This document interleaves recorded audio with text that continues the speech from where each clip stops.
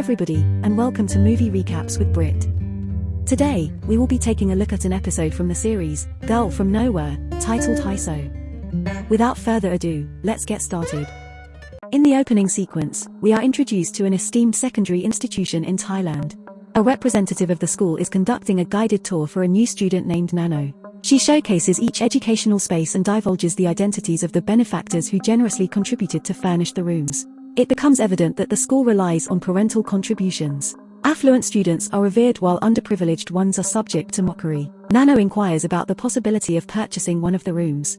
The lady ponders her request and offers her an antiquated classroom, in exchange for monetary compensation. Nanno subsequently transforms the classroom into her private workspace. Elsewhere, Dino, the offspring of a wealthy entrepreneur, arrives with abundant parcels containing presents from the United Kingdom for his companions. He had journeyed to visit his residing parents in the UK. Besides Dino, To also travelled to the UK for a vacation. His companions had wagered on who would bring them more presents, and Dino emerges as the victor.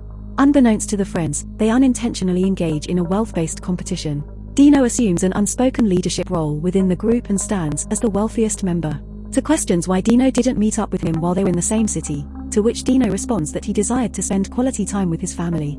To becomes infuriated, feeling inferior to Dino and ashamed of his own lack of affluence. It becomes evident that the group admires Dino solely for his wealth. He recognizes this fact but is unaffected by their exploitation. The group discovers that a new student has purchased an entire classroom for herself on her first day at school. Dino finally encounters a rival, which displeases him. While discussing Nanno, she enters the classroom and confirms her purchase of a schoolroom. According to her, she is establishing her own enterprise, aimed at fulfilling students' desires in exchange for payment. She distributes her business cards, asserting that her company's motto revolves around the concept that wealth can procure anything. Shortly after, the teacher arrives and distributes the results of the recent examination. As expected, Dino achieves the highest grades among the group. Meanwhile, Pop feels upset as he only attains a GPA of 2.24, falling short of the 3.0 required to receive a new motorcycle from his father. He laments the unfairness of life, at which point Nanno offers her assistance through her company. She guides them to her office and requests 15,000 baht from Pop in exchange for the service. Considering it to be reasonably priced in comparison to the desired motorcycle, he decides to provide her with the money. Furthermore, the clique desires to verify Nanno's veracity. Once she confirms the full payment, Nanno requests Pop's test result and proceeds to shred it using a document shredder. The group is astounded, but Nanno promptly generates a fresh paper displaying an improved score. The forgery appears indistinguishable from the genuine ones, ensuring that Pop's parents remain oblivious to its falsity. He expresses gratitude, content with the outcome. Nanno asserts her ability to assist them with various tasks. When questioned about the nature of these tasks, she grins and replies, anything. From that day forward, her enterprise experiences rapid growth. A throng of students queues outside her office, proffering money while seeking numerous favors. One day, an individual beseeches Nanno to teach his ex-girlfriend a lesson for betraying him. That very evening, her new boyfriend succumbs to a fatal assault by unidentified assailants.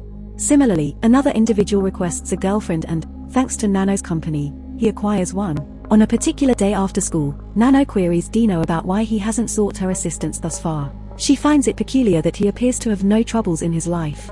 The others assert that he is incredibly wealthy, his parents are seldom present, and he excels academically. As his life is essentially flawless, he doesn't require Nanno's aid.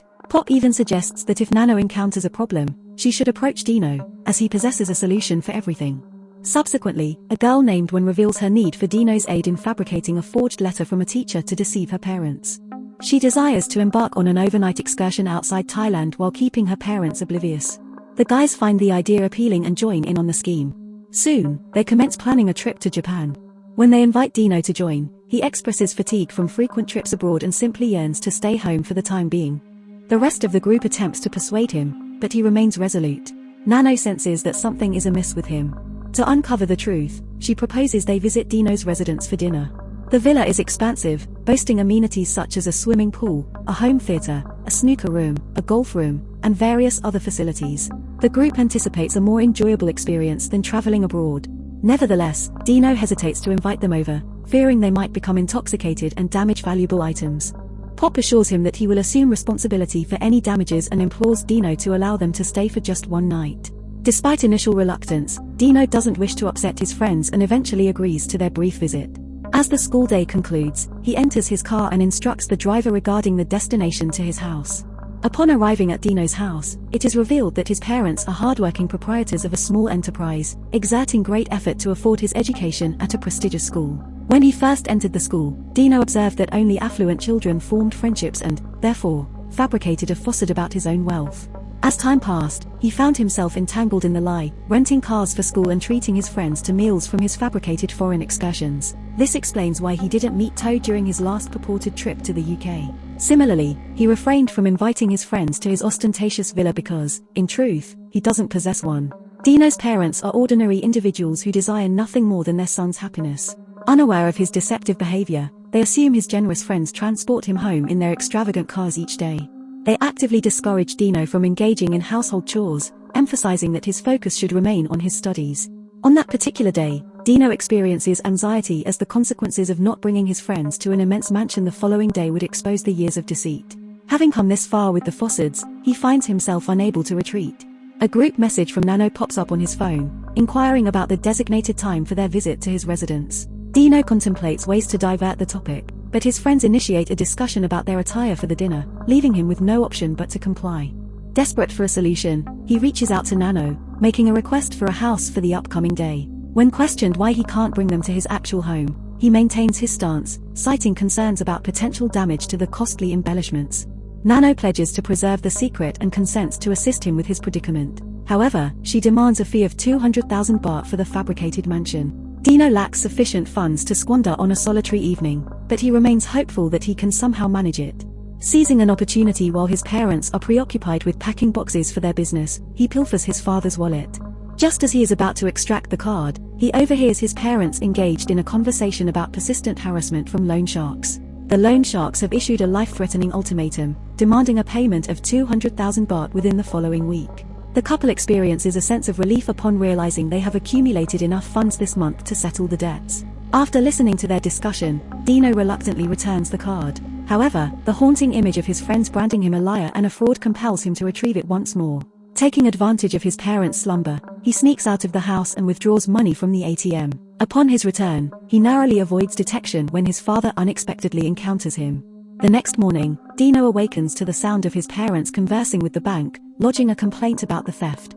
Upon the phone operator's assertion that someone within the family might be responsible for the missing money, Dino's father adamantly refuses to accept such a notion. Without a word, Dino exits the premises and rendezvous with Nanno outside his grand residence for the day. In response to her inquiry about his impression of the mansion, he remarks that it is somewhat smaller compared to his own abode.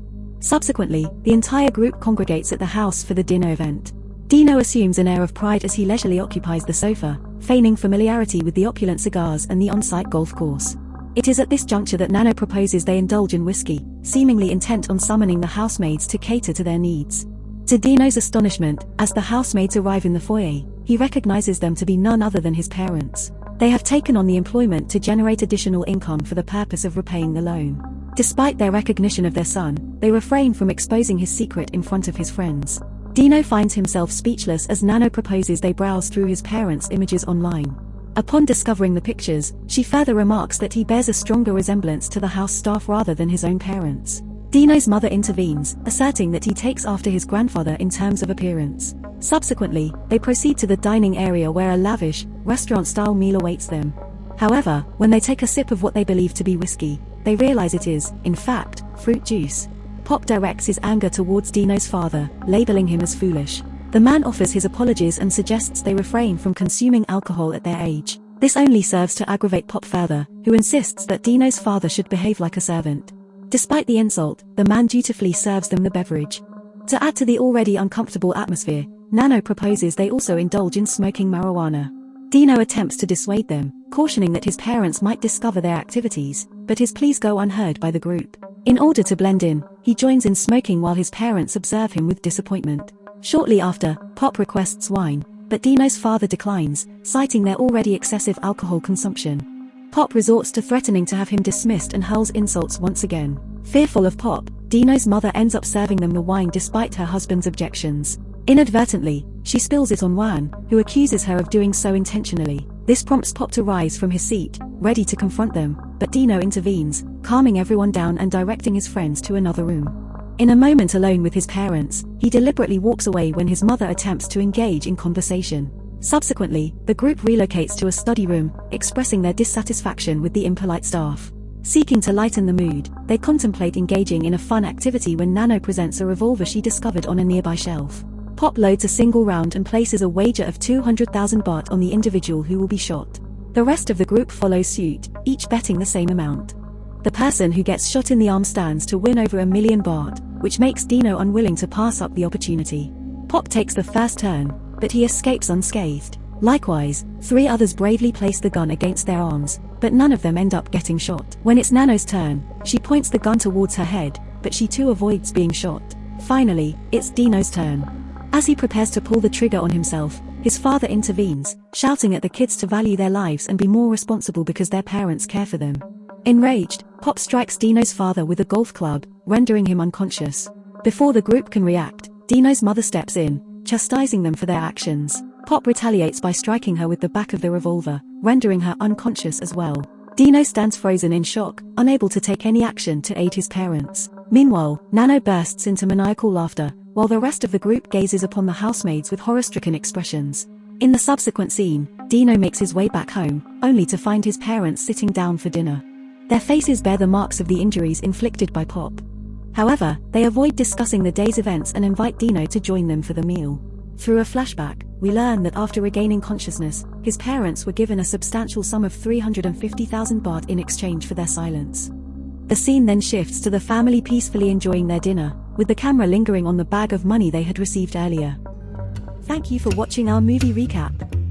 While it may seem simple, it actually took a lot of hard work and dedication to produce. If you enjoyed the video, we kindly ask you to show your support by liking and subscribing to our channel. By doing so, you'll stay updated on our latest content and help us continue creating more in-depth analyses and critiques of the movies you love. Thank you again for your support.